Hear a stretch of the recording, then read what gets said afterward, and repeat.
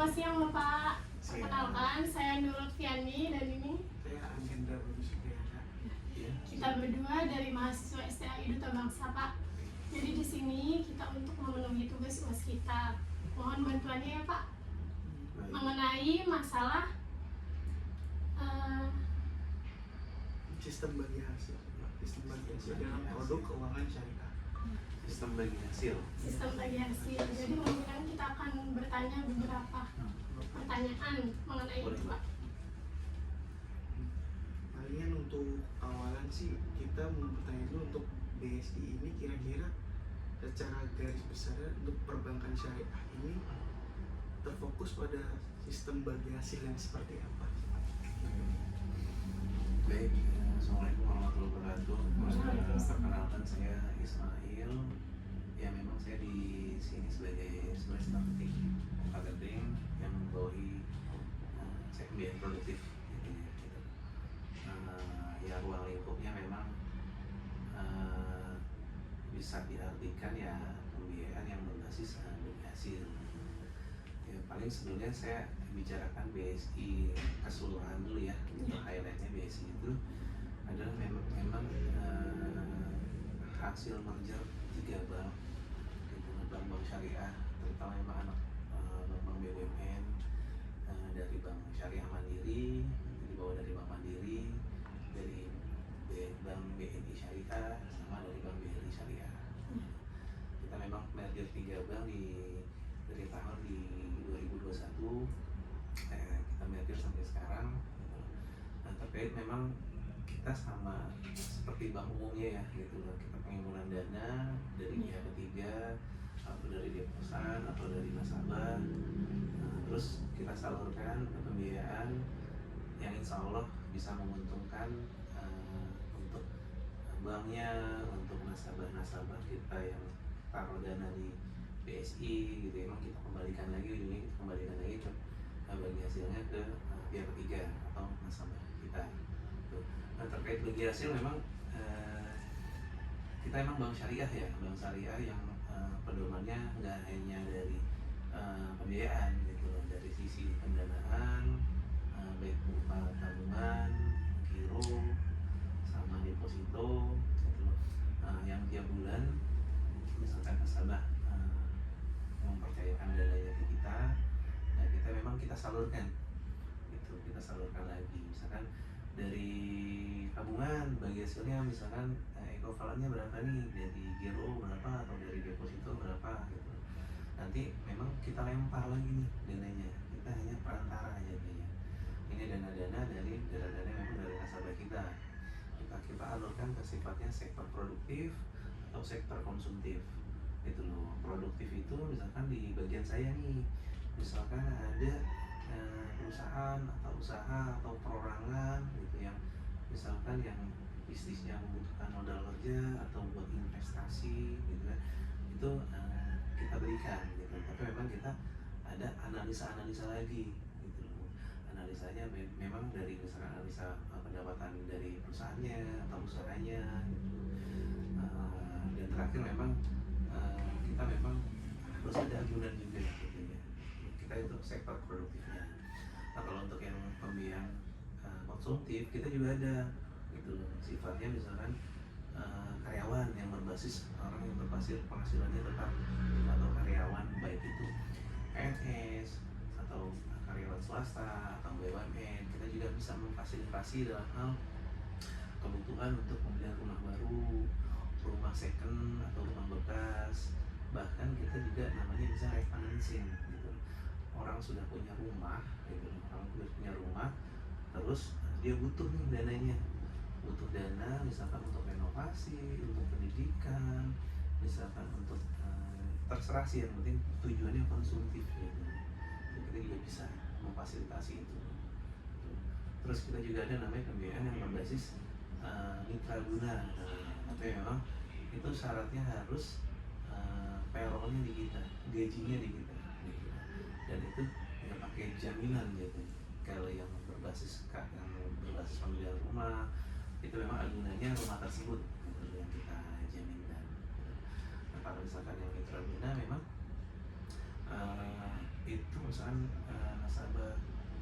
PNS atau ASN atau BUMN yang butuh pembiayaan nih yang sifatnya konsumtif, dia mau beli mobil, pokoknya yang konsumtif lah gitu loh, dia mau renovasi rumah atau biaya pendidikan anak, itu dia mau sekolah lagi gitu, itu kita bisa fasilitasi juga dengan cara memang syaratnya gajinya di ke BSI dan itu nggak pakai jaminan apapun, kita jadi sistemnya potong gaji itu kita bekerja sama sama instansinya nanti gitu. Nah itu kan dapat tuh dari misalkan nasabah nih, kita kasih pembiayaan baik itu produktif atau yang saya bilang tadi konsumtif, itu pembiayaannya lancar nih tiap bulan, lancar, otomatis kan bayar angsuran, dari angsuran itu ada muncullah pokok plus bagi hasil, itu cicilannya ada pokok bagi hasil. Nah bagi hasil itulah nanti yang kita bagikan lagi ke para deposan atau dana pihak ketiga kita atau nasabah kita, itu yang menghimpun dana, yang naruh dananya di tabungan, di giro, di deposito gitu. Nah jadi kita hanya jadinya sebagai perantara lah, tapi memang dana-dana dari pihak ketiga atau nasabah kita salurkan, tetap kita analisa lagi. Itu analisanya panjang juga. Misalnya saya sebagai marketing gitu, ada nasabah yang mau pinjam di kita, di saya gitu, dalam sifatnya produktif gitu loh. Nah saya juga nggak one man show gitu loh, one man show dalam artian nanti ada analisa lagi gitu loh, ada orangnya beda lagi, jadi ada layer lagi lah gitu loh. Misalkan saya bikin analisanya, saya collect datanya semua, agunannya saya minta, nah nanti laporan keuangannya saya minta, nah terus nanti ada analis lagi nih gitu, analis kan misalnya saya buat, nanti dia periksa sama dia gitu. Dia meriksa lagi, terus ya yang saya juga awam tentang agunan atau jaminan, misalkan oh agunannya ada di misalkan di Tambun kan gitu kan. Nah, nanti ada bagian lagi nih, ada bagian lagi yang bisa atau yang cakupannya pengetahuannya luas tentang agunan, tapi memang internal kita juga. Misalnya dia minta pembiayaan di kita 1 miliar misalnya gitu, agunannya masuk kan nih gitu. Kalau agunannya kita memang analisa 2 gitu, analisa terkait penghasilan atau dapat nggak nih untuk 1 miliar itu dengan angsuran segini, usahanya misal kita melihat memang 2 tahun terakhir laporan keuangannya gitu loh. Kalau nggak masuk ya nggak kita proses juga, nggak kita proses lagi. Pembiayaan ini bisa kita terima tapi nggak bisa dapat 1 miliar gitu. Paling kita lihat wah dapatnya cuma sekitar 500.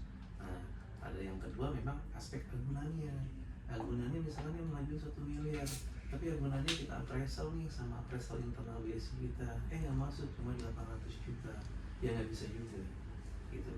Kita memang banyak pakem-pakemnya lah, kita memang penggunaan dari dana nasabah gitu kan, ya kita semena-mena langsung melempar untuk yang ujung-ujungnya dapat bagi hasilnya berapa. Kita memang yang bank syariah sama sepertinya bank konvensional, ya intinya nyari untung ya, tetap bukan bank yang syariah yang ujung-ujung bunganya mahal atau bagi hasilnya tinggi. Ya kita memang di dunia usaha berbisnis gitu, ibaratnya warung gitu ya gitu. Kita beli misalkan dari jualan kelontong gitu, kita beli misalkan minyak goreng berapa kan, kita pasti nyari keuntungan dari situ. Misalkan dari pemilik dana, dia nabung kurang lebih dapat equivalent bagi hasilnya misalkan 1% gitu, atau deposito yang lebih tinggi bagi hasilnya kita equivalentkan dapat misalkan 3 atau 3%-an gitu. Kita pasti ngelempar untuk nasabah misalkan mau pengajuan pembiayaan ke kita pasti lebih tinggi dong, kan kita juga ada cost terkait biaya terkait biaya beban gaji kita ada overhead-nya lah gitu. Nah, misalkan kita lempar kita ngasih ke pemilik dana misalkan ya deh bagi hasilnya sekian ya, kita lempar dengan ke nasabah dengan pembiayaan misalkan equivalennya sekitar 7 atau 8% kita equivalenkan, kan masih ada split 5 misalkan kita ngasih ke pemilik dana 3 gitu. Dan kita kan juga ada biaya terkait biaya tenaga kerja, biaya semacam listrik semuanya gitu kan, biaya terkait overhead semua ya, dan masih ada split buat kita. Ujung-ujungnya ya bang tetap ya nyari untung. Jadi sih itu kalau misalkan dari bagi hasil ya gitu lah, bagi hasil nggak hanya bagi hasil dari pemilik dana atau tabungan, giro, deposito, dan juga kita salurkan ke pembiayaan yang dapat bagi hasil atau margin. Perbedaan bagi hasil dan margin memang kalau bagi hasil itu kita melihat pembiayaan yang berbasis, tahu ya kalau misalkan sekolah syariah, misalkan mudarobah, gitu, musyarakah, istisna, ijaroh, gitu kan. Kalau pembiayaan berbasis keuntungan, margin itu pembiayaan murabahah yang fix seperti KPR, seperti pembelian kendaraan bermotor, mobil, itu pakai kata-kata murabahah atau jual beli. Itu sih. Nah, ya. Kemudian apa sih Pak kelebihan dan kekurangan bank syariah dibandingkan bank konvensional dalam sistem bagi hasilnya? Kalau kekurangan dan kelebihan, kalau menurut saya kalau bank syariah itu lebih fair ya jadinya. Kalau dibandingkan dengan konvensional ya, punten kalau misalkan kita naruh deposito di bank konvensional gitu ya, misalkan Mbak deposito 10 juta, Mbak di awal nih ya udah Bu dapat bunganya kurang lebih 2% ya tiap bulan ya, dapat 2%. Si bank konvensional ini kan pasti melempar lagi kan ke sektor produktif atau konsumtif, misalkan ke pembiayaan KPR atau pembiayaan produktif gitu kan. Nah dengan bunga yang misalkan dari bank konvensional ngasih sekitar 15% gitu. Dia pembiayaan dia lancar, tapi memang ke pihak ketiga atau ke nasabahnya dengan nasabah naruh dana, ya udah mau bank itu untung sedemikian tinggi, misalkan bank keuntungan bank misalkan dalam bulan itu 1 miliar, tapi tetap ke pemilik dananya cuma 2%. Kalau di bank konvensional nggak gitu. Kita memang melihat dari pendapatannya. Kalau pendapatannya si bagi hasil yang kita terima lebih tinggi, kita bagikan ke pemilik dana atau deposan kita atau nasabah pihak ketiga kita, itu pasti juga lebih besar. Tidak sih gitu. Dan lebih fair lah jadinya dari bank syariah itu. Ya walaupun memang terkait itu banyak yang omongan-omongan di sana sama aja dengan bunga sama bagi hasil. Tapi kan kita memang membuat bank syariah ini ada regulasinya juga, ada dari Dewan Syariah Nasionalnya, MUI, dan kita juga ada Dewan Pengawas Syariah di kita, gitu loh. Kita mengeluarkan produk-produk terkait pembiayaan pendanaan, ya pasti udah lewat regulasi, gitu. Baik dari OJK, dari syariahnya dari MUI, seperti itu sih. Paling untuk selanjutnya dari sistem bagi hasil itu kira-kira analisis apa sih yang benar-benar tim bank syariah ini analisis supaya bahwa oh ini ternyata memang masuk nih untuk bisa dicairkan atau seperti itu dananya, dan resiko apa sih yang paling tinggi yang tim basis syariah ini untuk bisa resikonya ini kayak gitu sih Pak. Iya pasti kalau terkait resiko ya, kalau dana kan biasanya pengimbunan dana biasanya aman ya jadinya kita ya, dan nasabah mempercayakan dananya di kita ya, kita memang ya benar-benar harus amanah dalam menggunakan dana tersebut. Nah, dari terkait aman dan misalkan bagi hasilnya gimana gitu kan. Nah itu yang saya bilang tadi, kalau misalnya kita penyaluran ke pembiayaan itu memang kita banyak sih jadinya, banyak terkait ketentuan yang dari BSI itu disyaratkan gitu. Kita nggak bujuk-bujuk misalkan orang pinjam di kita, usahanya baru merintis, kita nggak langsung bisa kasih gitu. Tetap sih memang kita melihat usaha dia sudah berjalan minimal 2 tahun gitu.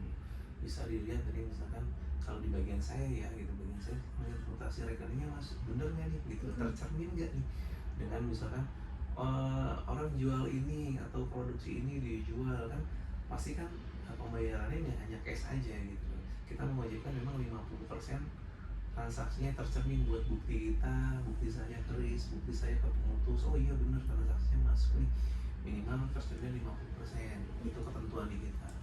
Nah terusnya minimal di kita ketentuannya usaha tersebut sudah berjalan minimal 2 tahun.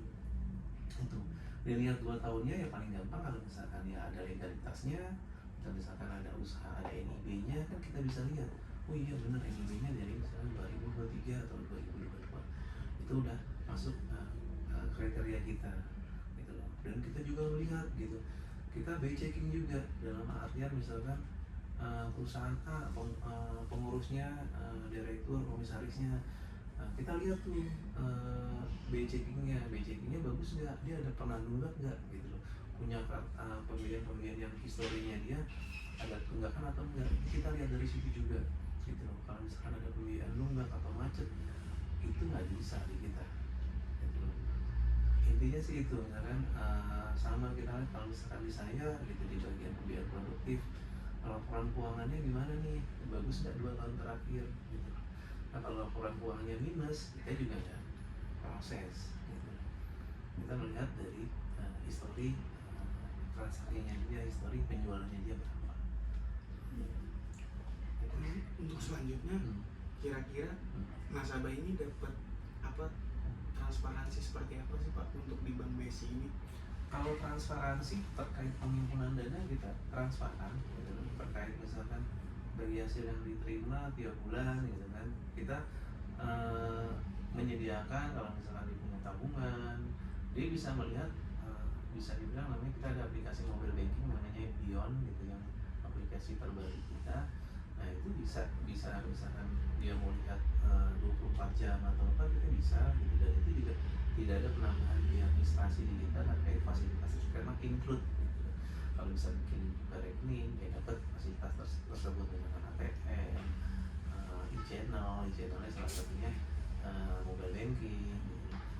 Terkait pembiayaan, kita kalau pembiayaan kita benar-benar fair ya jadinya. Misalkan saya nggak bisa memutus sendiri jadinya, saya misalkan marketing gitu, misalkan saya marketing ada aplikasi, ya udah realnya kita mana aplikasi, misalkan mau ngajuin pembelian rumah misalkan gitu, pembelian rumah dia pekerjaannya sebagai karyawan atau berbertap yang berpenghasilan tetap yang dicerminkan ada dibuktikan dengan slip gajinya masuk rekening, tiap bulan gaji masuk rekening. Nah itu memang real update, dan kita memang by checking juga pasti gitu. Dia ada pinjaman di bank lain juga nggak nih, kalau misalkan ada, oh sudah ada KPR di bank lain juga, itu jadi faktor pengurang gitu. Kita benar-benar fair dari situ gitu. Kalau misalkan dia mau ngajuin 400 ternyata udah ada angsuran tiap bulan nih 1 juta gitu, dengan misalkan penghasilan dia 10 juta gitu. Dari situ kita jelaskan tuh, kita benar-benar misalkan 10 juta bu, kalau gaji ibu 10 juta pak, gajinya 10 juta, paling yang bisa kita angsur maksimal 50-60% gitu. Kita benar-benar buat fair gitu, 50-60%, misalnya 10 yang buat cicilan paling bisa 5-6 juta, ya sisanya nanti ya buat biaya hidup bapak dan ibu gitu. Di luar konteks kalau di kita ya di BSI ya terkait pembelian rumah atau pembiayaan mobil atau apa yang berbasis murabahah, yang berbasis dia berpenghasilan tetap yang dibuktikan dengan slip gaji. Walaupun iya pak, saya ada usaha toko kelontong pak, misalkan saya ada usaha istri, ada usaha ini, itu kadang nggak kita lihat dari analis tuh nggak melihat itu. Kita melihat kalau misalkan dia mau pembelian rumah yang dibuktikan dengan ya udah gaji dia sebagai karyawan aja yang kita hitung gitu loh. Tetap biarpun dia ya pak saya ada ngajar atau apa, ada private gitu, itu kan sifatnya hanya sementara ya jadinya ya, walaupun memang kita nggak tahu kondisi ekonomi sekarang gitu. Memang mitigasinya sih seperti itu gitu. Kita hanya melihat untuk konsumtif ya, gaji yang masuk ke rekening itu. Ada juga misalkan dia gaji tapi gajinya tunai, nah itu kita nggak bisa terima juga. Itu sih salah satu. Jadi harus yang tercatat ya Pak? Betul. Gitu. Kalau di bank misalnya dia hanya kita wawancara, iya pak pembuktiannya gimana nih, misalnya pak saya dapat 10 juta tapi tunai ini kan nggak ada pembuktiannya ya. Jadi kita nanti pas analisa atau komite gitu kan, kita nanti saya ada komite lagi nih dengan pemutus gitu, disetujui atau ditolaknya permohonan si nasabah tersebut. Dan yang terakhir nih Pak, ada nggak sih Pak problem atau masalah dalam penerapan sistem bagi hasil ini? Kalau sistem penerapan sih selama ini nggak ada ya gitu kan. Karena memang kita bank syariah ini ya dari pertama ya dari pertama dulu bank muamalat gitu. justru nggak ada hambatan ya, mobil muamalat hadir misalkan di tahun 92 gitu kan, dengan ada krisis ekonomi 98 gitu. Justru malah tumbuh nih bank-bank syariah gitu loh. Dan juga ya hambatannya saya bilang sih memang ya mungkin harus ada dukungan dari pemerintah ya gitu loh. Market share kita memang masih sedikit gitunya ya gitu loh. Walaupun memang di kita di Indonesia masih mayoritas mungkin 90% kali ya, 90 atau 80% muslim, tapi memang untuk menghijrahkan itu memang sulit tanpa bantuan pemerintah sih jatuhnya. Ya memang sekarang memang bantuan pemerintah ini memang sudah cukup dominan juga ya, seperti kita di BSI ini hadir gitu loh dengan merger 3 bank BUMN, itu kan memang bantuan atau support dari pemerintah ya gitu loh. Ya tinggal memang sekarang pelaku pasar sih jatuhnya gitu loh, pelaku pasar yang kita kuat loh di krisis ekonomi itu, kita berhasil gitu. Banyak yang bank-bank yang di pas krisis ekonomi yang bangkrut gitu loh. Dengan adanya krisis ekonomi itu ya yang membuktikan dengan di kita bank syariah itu nggak ada gitu, dengan sistem bagi hasil ini. Jadi bisa dibilang sistem bagi hasil ini fair lah. Cuma memang jangan disamakan yang konsep saya dulu kan memang syariah juga ya, gitu, yang konsep hanya yang hanya profit sharing, revenue sharing gitu ya, sistem bagi hasilnya. Nah kalau di Indonesia ini kita mesti emang acuan kita revenue sharing gitu loh, bagi-bagi pendapatan, bagi untung rugi gitu loh. Dan itu memang belum cocok sih jatuhnya gitu loh. Kalau misalkan profit kan, kalau nasabah pembiayaan rugi berarti kan kita nggak bayar, nggak gitu juga. Kita kan bank, kita juga mengurus dana pihak ketiga yang harus kita bayar juga gitu intinya sih. Ada lagi masalah? Paling satu aja sih, kalau untuk kan sekarang stigma orang Indonesia nih Pak, yang saya tahu bahwa BSI sama syariah sama konvensional sama aja, ya. nggak ada bedanya ya kan ya. Ya. Jadi saya mau di sini mau situ sama aja begitu. Nah kira-kira ada semacam campaign apa gitu dari BSI supaya memang sebagai kita nih masyarakat yang belum teredukasi bisa teredukasi bahwa BSI ini beda loh dari konvensional gitu sih Pak. Kalau itu beda jauh gitu loh, yang jauh lah gitu. Kita kalau di BSI atau di bank syariah kita penggunaan misalkan orang pinjam dana ya penggunaan dananya harus jelas gitu. Nggak seperti di konvensional ya udah pinjam 10 juta ya udah bunganya sekian tiap hari. Kalau kita nggak bisa begitu gitu. Misalkan pinjam ya buat apa gitu, underline-nya apa nih, oh mau beli rumah apa, ya udah berarti kita sesuai akad gitu, jual beli atau murabahah gitu. Dan misalkan Pak saya mau modal kerja, saya usaha ini, akadnya juga beda, musyarakah, tergantung peruntukannya, kita berbasis akad gitu. Akadnya apa nih? Kalau di konvensional kan ya udah pinjaman berbasis uang dan bunga gitu. Jadi nanti seperti itu, jauh beda lah gitu. Dan banyak yang bilang ya bunga bagi hasil sama aja, enggak, beda gitu. Cuma emang kita analogikan ya namanya bank syariah atau apa ya pasti kan bisnis usaha ya pasti kan mau nyari keuntungan gitu. Ya sih. Untuk gambaran besarnya seperti itu Pak. Tapi kadang ada beberapa hal yang menurut saya seperti ini. Kita masyarakat Indonesia itu kayak berasa didoktrin gitu Pak. Contoh kayak ini, kalau saya dari segi lingkungan sekitar itu banyak selalu mengajarkan kenapa nggak ke bank BSI syariah kayak gitu, yang nanya gitulah. Oh enggak gitu, karena bank ini lebih aman lah, bank ini lebih aman. Nah itu tuh kadang yang stigma kayak gitu, udah itu juga sama aja. Dan maksudnya informasi-informasi sekarang yang beredar di media sosial tuh sempat dikatakan oleh beberapa orang ya itu tadi sama aja gitu. Inilah yang maksud saya, Itu dia memang stigmanya memang sangat berat menurut saya iya gitu. gitu. Ya sebenarnya sih ya itu butuh support dari kita semua nih, kayak adik-adik semua nih gitu kan, yang di syariah gitu ya. Emang kalau yang sudah belajar gitu kan terkait ekonomi syariah atau apa dengan konvensional pasti kan berbeda ya gitu. Nah terusnya memang ya lagi-lagi ya memang ya perlu support dari pemerintah juga sih gitu. Kalau sekarang kalau menurut saya BSI sudah ya kita sudah dari 10 bank nasional ya kita sudah nomor 5 atau 6 dibanding bank konvensional. Kita udah nggak main bank syariah lagi gitu. Kita pesaing kita ya justru Bank Mandiri, anak perusahaan kita gitu, grup kita misalnya Indo kita gitu, Bank BCA, BRI, BNI gitu. Kita udah nggak main level-level bank syariah, bahkan di global gitu juga ke depannya nanti kita di Dubai sudah buka, nanti ke depannya di tahun depan kita di Mekah gitu, di Arab Saudi kita bikin cabang juga. Dan harusnya sih memang di masyarakat juga harus sudah melihat seperti itu gitu sih. Kita nggak seperti dulu yang sebelum merger kita masih bank-bank kecil kan gitu. Dan sekarang kita bisa diadu dengan 5 bank tersebut gitu. Kita udah peringkat, setahu saya di tahun ini kita udah peringkat 6 dan 5 hampir menyentuh. Bisa patut diperhitungkan lah gitu ya, dibanding bank-bank yang lain. Kita udah nggak main nih kayak seperti kayak Muamalah, kayak bank-bank syariah lain jauh di bawah kita. Kita justru mau bersaing dengan BCA ya.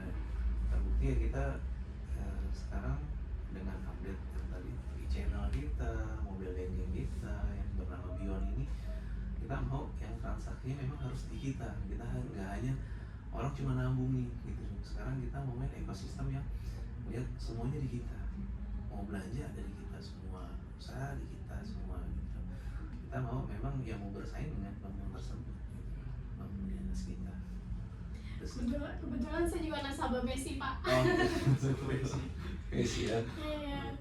Kalau untuk yang selanjutnya ini di BSI ini untuk menghadapi bank-bank besar lagi nih Pak, yang kita mungkin top tier lah di Indonesia kayak BCA atau Mandiri segala macem.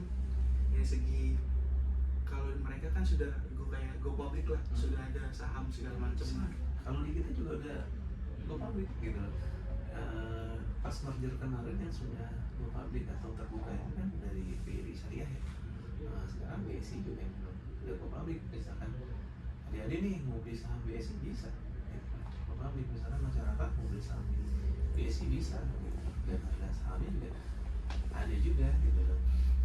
Yang kemarin merger tuh sekarang naik langsung itu, bisa jadi zaman BRI cuma per lembar sahamnya 800, pas merger tuh hampir 4.000, cuma emang sekarang lagi turun lagi sih gitu loh sahamnya gitu.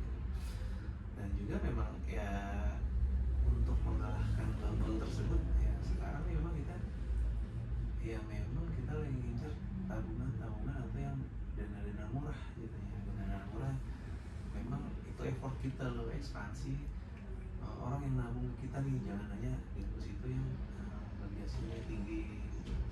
Kita justru mau merambah ke masyarakat yang ayo dong nabung gitu loh. Karena emang kalau dana murahnya atau dana tabungan dan gironya itu banyak di kita, itu pasti jadi pemimpin pasar gitu. Nah untuk strategi dana murah itu ya makanya itu kita harus banyak seperti ada promo-promo, kita aja tabungan rezeki berkah gitu. Terusnya ada misalkan nabung di kita bisa ada lihat ada dapat hadiah apa berapa bulan gitu di situ. Produknya ya, Pak? Iya betul gitu loh. Misalkan nabung 10 juta kita hold itu berapa dapat hadiah gitu. Nah itu yang memang yang kita gencarkan gitu. Nah, sekarang lagi zaman gencarkan memang nyari produk-produk dana-dana yang nggak ngambil yang deposito yang tinggi seperti inilah. Kan kalau misalkan dapat dana murah kita lempar ke pembiayaan ya kan dapat marginnya lebih tebal, lebih tinggi gitu. Margin dan bagasinya lebih tinggi. Itu sih kalau mau jadi pemimpin pasar seperti BCA dan Mandiri. Kalau BCA Mandiri memang ya udah dana murahnya udah bagus banget gitu. Jadi itu kalau misalkan dia punya mesin edisi atau apa kan edisi biasanya ada berbayar gitu, dia berani karena emang dana murahnya gede banget gitu. Terus kalau mau kita bersaing dengan ya BCA seperti itu memang ya harus nyari dana murah itu sih. Tapi saya tertarik tuh Pak masalah saham BSI ini, karena di beberapa bulan kemarin yang mungkin saya baca informasi pasar saham lagi crash tuh Pak. Nah kira-kira saat crash itu untuk BSI sendiri dampaknya Kalau besar sekarang banget kita sih stagnan ya, dari merger sih setahu saya sih sekitar 4.000 atau 3.000 berapa ya.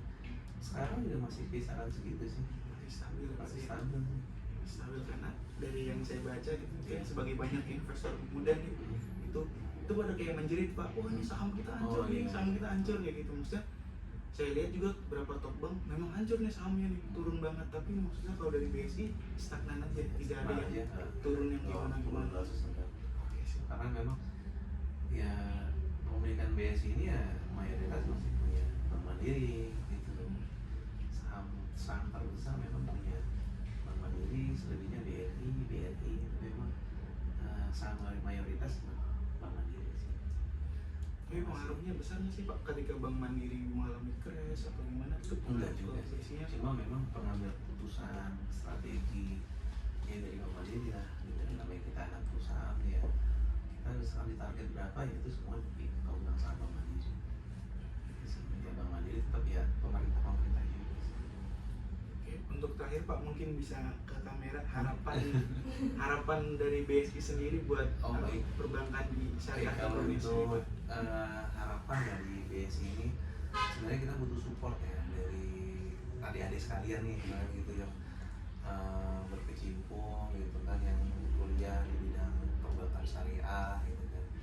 Nah kita butuh support sih, jadinya support dalam hal kita kan negara muslim ya, negara muslim dengan mayoritas 200 juta, misalkan 80-90%-nya muslim gitu. Tapi memang di satu sisi kadang saya melihatnya miris gitu ya, dari portofolio dana itu, dana pihak ketiga yang nabung di bank perbankan nasional misalkan ada berapa, kita paling baru 10-15%, 85%-nya masih dipegang bank-bank konvensional gitu. Ya sebenarnya sih nggak hanya BSI dan bank-bank syariah lainnya, kita memang butuh support dari masyarakat sih terkait kemajuan perbankan syariah ini sih gitu. Karena memang kalau hanya kita aja, komunitas kita aja gitu kan, memang sama upaya dari pemerintah gitu kan.